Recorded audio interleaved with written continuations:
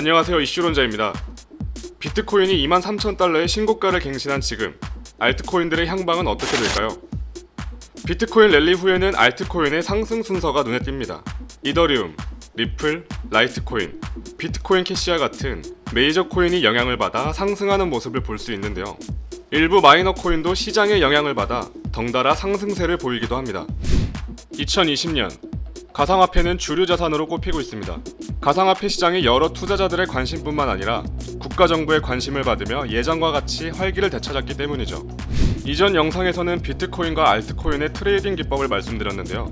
특히 알트코인 중에서도 리플, 이더리움 등과 같은 메이저 알트코인으로 어떻게 수익을 내는지 궁금하신 분들은 참고하시길 바랍니다.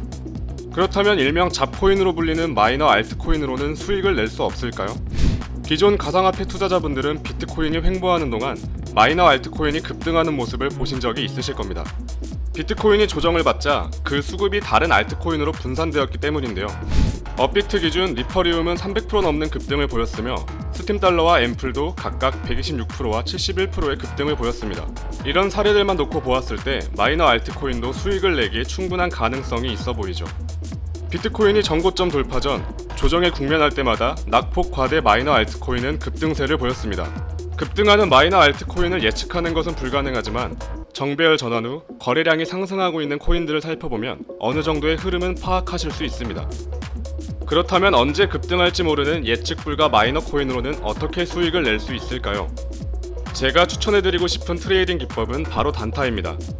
저 역시도 해당 매매 방법을 통해 마이너 코인으로 소소하게나마 수익을 보고 있는데요. 목록을 보시면 상승과 하락을 반복하며 가격 변동이 계속 이루어지고 있는 코인들이 있습니다. 해당 코인 호가창을 보시면 매수와 매도가 활발하게 진행 중인 모습도 볼 수 있죠. 이때 주의하실 점은 당일 상승세가 지속되고 있고 거래가 활발하게 이루어지고 있다고 해서 성급하게 투자를 진행하지 않으셔야 합니다. 4시간 봉으로 보았을 때 보시는 바와 같이 해당 코인은 봉이 아주 미세하게 움직이면서 조금씩 상승세를 보이고 있습니다. 그러다 12월 17일 09시 기준 가격과 거래량이 급등합니다. 기존에는 거래량이 저조하다가 갑자기 폭증한 이유가 무엇일까요? 12월 17일 05시 기준 시가 42.3원, 고가는 44.2원이었습니다. 09시 기준 4시간 만에 시가는 43원, 고가는 74.8원으로 상승합니다. 시가 43원에 매수를 한 뒤 74.8원에 매도를 진행하였다면 수익률은 70% 이상이 됩니다. 50원에 매수를 한 뒤 70원에 매도를 진행해도 약 40%의 수익률을 볼 수 있죠. 어떤 분들은 차트가 급등하자 상승세가 지속될 것이란 기대감과 조급함에 순간의 판단으로 고점에 매수하실 수도 있습니다.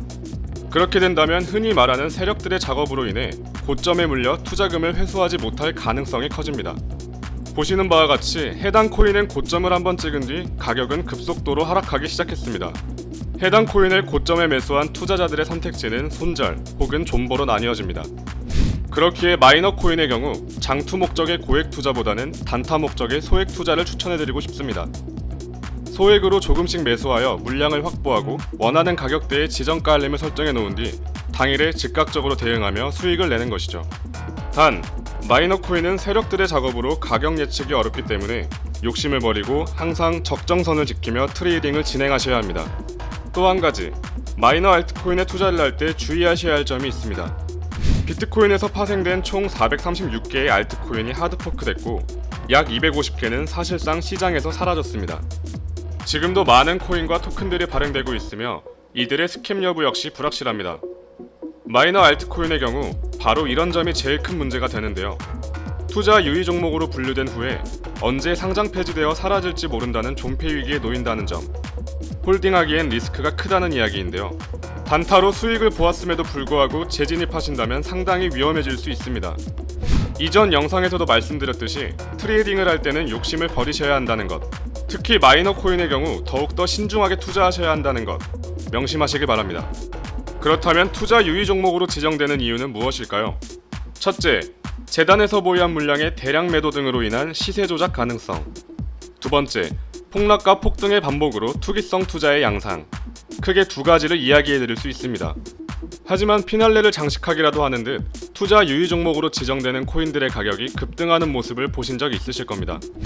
스캘핑으로 수익을 낼 수는 있겠지만 판단 실수로 인해 고점에서 물린다면 최악의 경우 상장 폐지가 될 때까지 손실을 복구하지 못하는 경우가 발생할 수도 있습니다.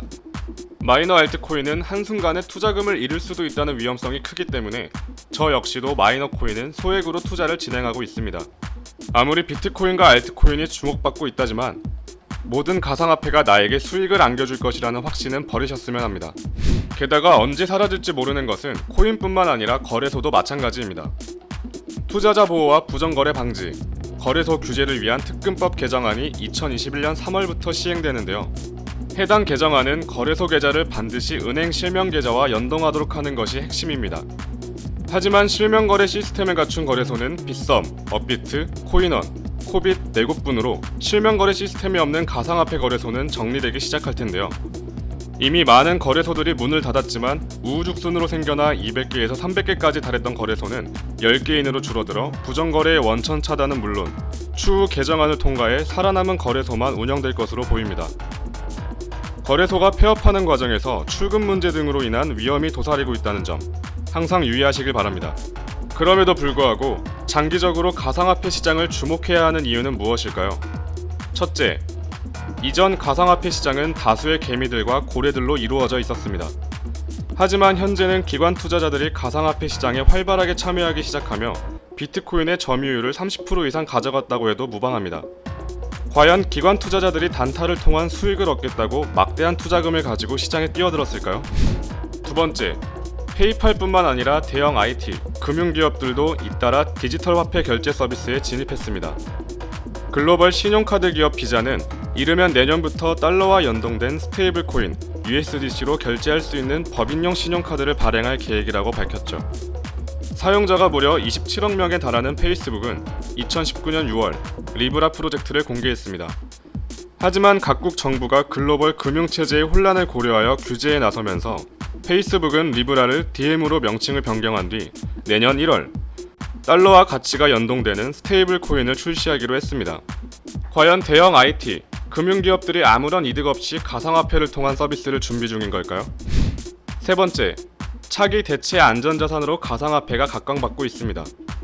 과거 베이비붐 세대의 대표적 안전자산이었던 금이 하락하며 그 자리를 비트코인이 대체할 수 있을지에 대한 관심이 뜨거워졌는데요. 나스닥에 상장된 대형 IT 기업인 마이크로 스트래티지는 현재까지 총 4억 7,500만 달러를 비트코인에 투자했다고 밝혔습니다. 인플레이션 위험이 있는 달러를 보유하는 것보다 비트코인이 낫다는 게 그 이유였죠. 이 회사의 비트코인 투자 수익률이 1억 불을 넘기며 주가 역시 덩달아 상승하기도 했습니다. 마이크로 스트래티지 같은 기업뿐만 아니라 많은 대형 투자자들은 인플레이션에 대한 대비책으로 금보다 비트코인을 더 선호하게 되었다고 전했습니다. 이렇듯 비트코인을 비롯한 가상화폐가 달러와 금을 대체할 안전자산이 될 수 있는지에 대해 전 세계가 주목하고 있다고 해도 과언이 아닙니다. 비트코인은 최대 발행량 제한으로 인해 희소성의 가치를 인정받으며 앞으로 가격이 상승할 일만 남았기 때문이죠. 우리나라 역시 한국은행에서 디지털 형태의 화폐인 CBDC를 발행할 계획을 갖고 있으며 KB국민은행은 해시드, 해치랩스와 디지털 자산 종합관리 기업인 한국디지털에셋, 코다를 공동 설립하기도 했습니다. 과거 정부가 가상화폐 시장을 부정해왔던 입장이었다면 현재는 정부와 금융기관의 다양한 움직임들이 긍정적인 영향력을 행사할 것으로 기대하고 있습니다.